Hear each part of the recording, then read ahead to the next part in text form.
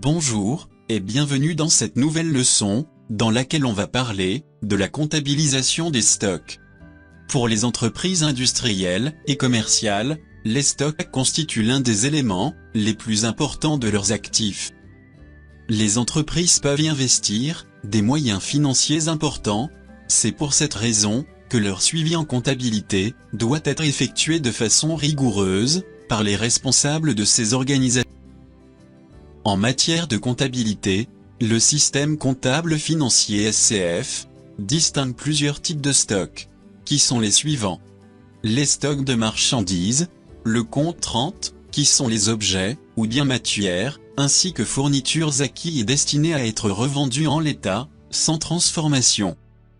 Les stocks de matières premières et de fournitures, compte 31, qui sont les objets ou fournitures acquis et destinés à être incorporés aux produits fabriqués ou à être consommés en concourant, même de façon indirecte, à la fabrication. Les autres approvisionnements compte 32, qui sont les substances et objets qui concourent au traitement, à la fabrication ou à l'exploitation, sans entrer dans la composition des produits fabriqués. Les stocks en cours de production de biens, compte 33. Ce sont des stocks de production inachevés, à la date de clôture de l'exercice comptable. Les stocks en cours de production, de services, compte 34. Ce sont les en cours de production, réalisés dans le cadre de prestations de services. Les stocks de produits finis, compte 35. Ce sont les produits fabriqués par l'organisation, et destinés à être revendus. Les stocks provenant d'immobilisation, compte 36. Il s'agit d'éléments démontés ou récupérés sur des immobilisations corporelles. Les stocks non détenus physiquement par l'organisation à la clôture de l'exercice. Stocks en dépôt ou en consignation, stocks en cours de route, compte 37. Comptabilisation des stocks. Il existe deux méthodes de suivi des stocks en comptabilité. La méthode de l'inventaire intermittent et la méthode de l'inventaire permanent.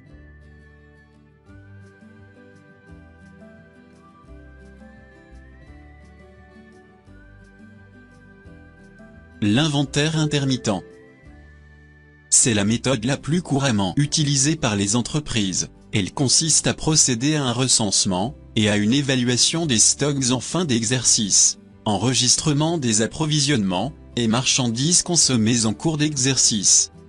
Le compte 38 achats stockés est débité du montant des achats et des frais accessoires d'achat, et par le crédit d'un compte de fournisseur, achat à crédit, ou d'un compte de trésorerie, achat au comptant.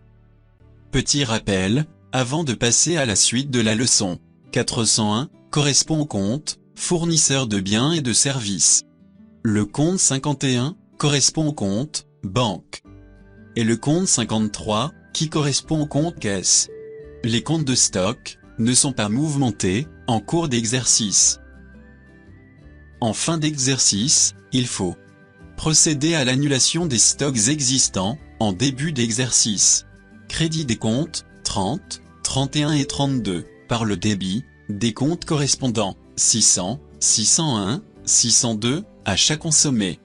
Ensuite solder les comptes 38, 380, 381 et 382 achats stockés. Ceci se fera par le débit des comptes 60 achats consommés. Et enfin, constater le stock de fin d'exercice au débit des comptes de stock 30, 31, 32 et par le crédit des comptes 60 achats consommés. Exemple de comptabilisation. Supposons que la situation est la suivante. Au 1er janvier de l'année N, nous avons un stock de marchandises d'un montant de 120 000 unités monétaires. Le 18 janvier, nous procédons à l'achat de marchandises pour un montant de 220 000 unités monétaires, avec un escompte de 2%. Et le 25 du mois de janvier, sortie de marchandises pour la vente, pour un montant de 156 000 unités monétaires. Solution. Commençons tout d'abord par le calcul de l'escompte. Valeur de la marchandise achetée, 220 000 unités monétaires. Multiplié par 0,02, qui est le taux de l'escompte. Ce qui nous donne un montant égal à 4 400 unités monétaires. Pour ce qui est de la comptabilisation, en supposant que l'on procède par épuisement successif, c'est-à-dire la sortie des stocks, les plus anciens en premier, nous aurons à passer les écritures suivantes. De la facture d'achat. On débite le compte 38 achats stockés, de la somme de 215 600 unités monétaires, qui est le résultat de la soustraction de la valeur de l'achat de marchandises, moins l'escompte. C'est-à-dire 220 000, moins 4 400, qui nous donne 215 600. Et on crédite le compte 401, fournisseur de biens et de services, de la même somme. Pour la sortie des stocks, et bien en débite, le compte 601, achat consommé, de la somme de 156 000 unités monétaires, et en crédite, le compte 30 stock de marchandises, d'un montant de 120 000 unités monétaires, qui est le montant de la valeur de stock le plus ancien. Et on crédite également, le compte 38 achats stockés, d'un montant de 36 000 unités monétaires, qui est le résultat de la soustraction de la valeur de stock au 1er janvier, moins la valeur de la marchandise vendue, le 25 janvier, c'est-à-dire 156 000 unités monétaires. À la fin de l'exercice, le compte 38 est soldé, solde débiteur, 215 600 moins 36 000, égale à 179 600 unités monétaires, par le débit du compte 30. Dans ce cas on débite, le compte 30 stock marchandises, d'un montant de 179 600 unités monétaires, et en crédite, le compte 38 achats stockés, de la même somme.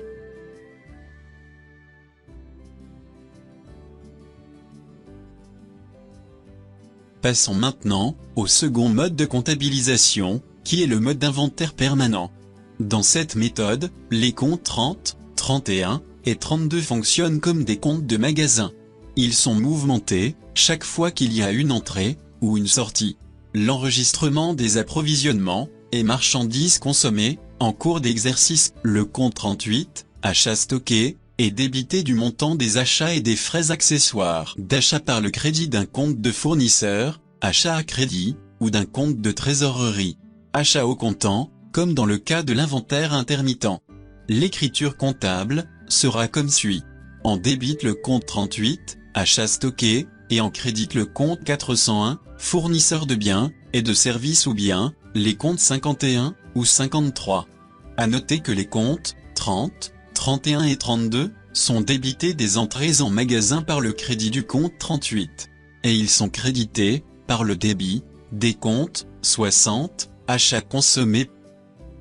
En fin d'exercice, il faut que les écarts éventuels entre le stock physique évalué de façon extra-comptable et le solde figurant au débit des comptes 30, 31 et 32 soient enregistrés afin de porter le montant de ces derniers à la valeur constatée dans l'inventaire physique.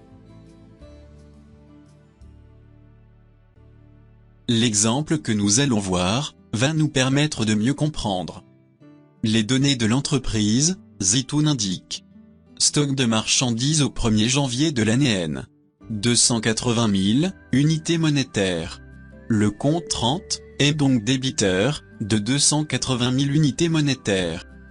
Le 5 janvier de l'année N, réception du fournisseur Ali de marchandises pour un montant de 127 000 unités monétaires. La mi-janvier, vente à divers clients pour 175 000 unités monétaires. Hors taxe de marchandises, coûtant 140 000 unités monétaires. La TVA, au taux de 19% est applicable à la vente. Donc les écritures comptables que nous devons passer sont les suivantes. On débite le compte 38, achat stocké de la somme de 127 000 unités monétaires, et on crédite le compte 401, fournisseur de biens de services, de la même somme.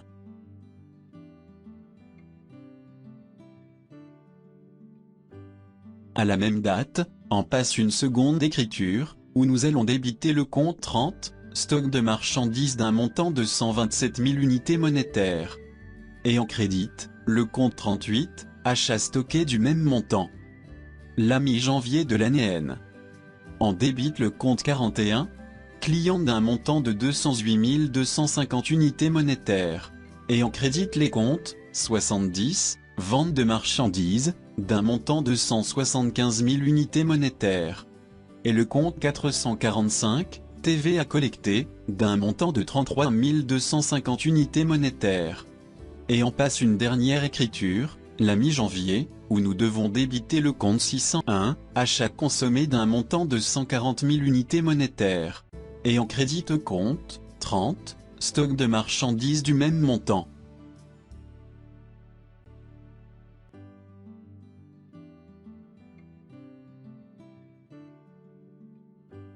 Compte 37, stock à l'extérieur. Ce compte enregistre les stocks, mis en dépôt, ou en consignation ou en voie d'acheminement, avant l'arrivée effective de ces stocks. Exemple, le 25 janvier de l'année, on a procédé à un achat de marchandises, la facture du fournisseur indique un montant hors taxe 15 000 unités monétaires, avec une remise de 3%, d'un montant de 450 unités monétaires. Quand à la TVA, elle est de 19%, est égale à 2764,50 unités monétaires.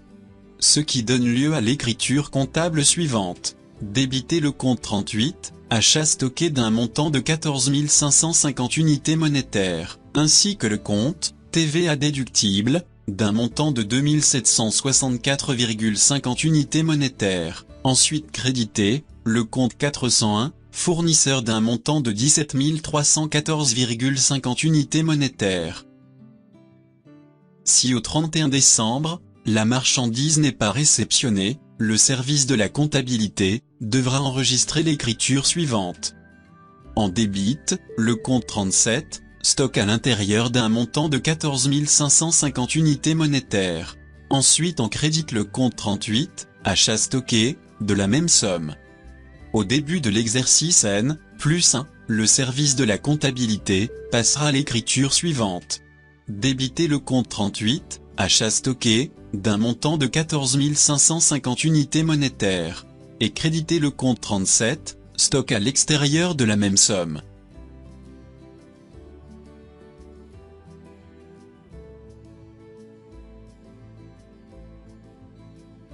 Compte 39, perte de valeur, surstocké en cours. À la fin d'un exercice comptable, si le stock de l'organisation a perdu de la valeur, sa dépréciation doit être constatée. Pour constater la dépréciation des stocks, l'organisation doit tenir compte de deux valeurs. La valeur actuelle des stocks et le prix éventuel de la vente des stocks, le jour de l'inventaire. La dépréciation des stocks répond à des principes de comptabilité. Le principe de prudence, qui prend en compte les imprévus qui se sont produits pendant l'exercice. Le principe des coûts historiques, qui prend en compte le prix d'achat des marchandises et matières premières. La comptabilisation de la dépréciation des stocks ou en cours est effectuée de la manière suivante. On débite le compte 685, dotation à la dépréciation, déstocké, en cours. Et on crédite le compte 39, perte de valeur sur stock, et en cours. Lorsque la perte de valeur sur stock n'a plus d'objet, ou lorsqu'elle doit être diminuée, on procède à la comptabilisation suivante. On crédite le compte 785, reprise d'exploitation, sur perte de valeur, et provisions actifs courants. Et on débite le compte 39, perte de valeur sur stock. Exercice, au 31 décembre, lors de l'inventaire des stocks, le comptable constate qu'un lot de marchandises périssables stockées depuis 6 mois s'est déprécié. Cette dépréciation est estimée à 10% de la valeur comptable de la marchandise, qui est de 50 000 unités monétaires.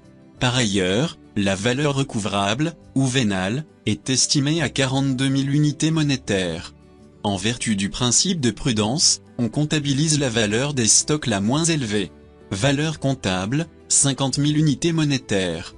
Dépréciation estimée, 50 000, multiplié par 0,10, ce qui nous donne un montant de 5 000 unités monétaires. La valeur recouvrable est de 42 000 unités monétaires. La valeur nette comptable, 45 000 unités monétaires. étant plus élevée que la valeur recouvrable. On retiendra cette dernière comme valeur des stocks. D'où l'écriture suivante. Le 31 décembre, en passe l'écriture suivante. En débite le compte 685, dotation aux amortissements, provisions et perte de valeur, d'un montant de 8000 unités monétaires. Et en crédite le compte 39, perte de valeur sur stock, et en cours, de la même somme. Voilà, nous sommes arrivés à la fin de cette leçon. Nous vous remercions de nous avoir suivis. Et nous espérons vous revoir pour une prochaine leçon. Toujours utile de vous rappeler que vous pouvez poser vos questions sur le forum de la plateforme, donc, à très bientôt.